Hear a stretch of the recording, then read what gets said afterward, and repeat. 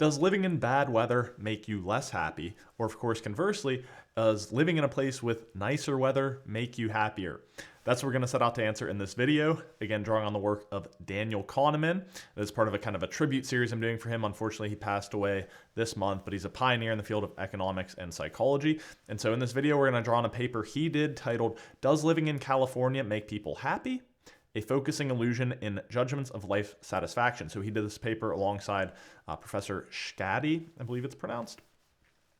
And what they found is this. So they asked groups of students. One group was in the Midwest and the other was in California. And they basically just put them through a series of questions to measure happiness levels, what we can think of as life evaluation.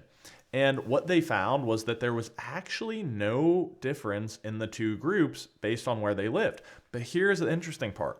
When they asked someone in the Midwest to rate what they thought someone similar to them in California would say, they rated the Californian person as higher, even though in reality there was no real material difference between the two groups.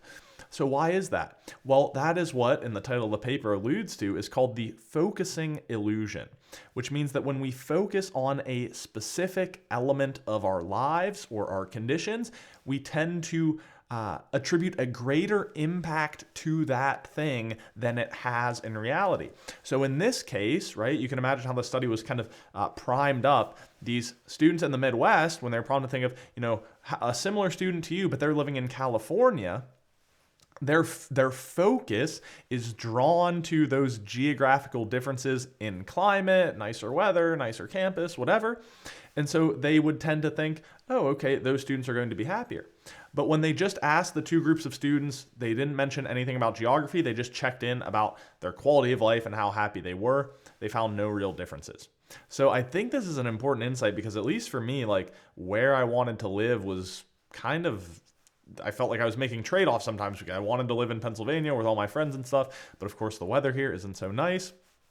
And so what we learned here is that if you think consciously in a given moment about where you live or where you want to live and how nice the weather or climate is there, then in that moment, it is likely that you will perceive yourself as happier or perceive your life as better. But in the actual day-to-day, moment-to-moment experience of your life over days and weeks and months, that where you live in terms of the weather and climate is probably not going to have a material impact on your happiness and quality of life.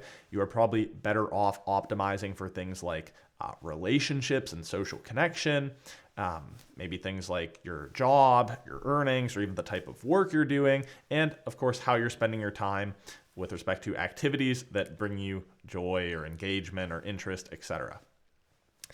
So I'll include, as always, references down below, as well as a reference to a bigger resource I did on the work of Daniel Kahneman. Here's a video that YouTube suggests you'll like based on the content in this video. And that is all for now. So my name is Jackson Kirchis. I'm your happiness nerd. And as always, I'm here to offer you tools to help you be at your best in both work and in life. So thanks for watching.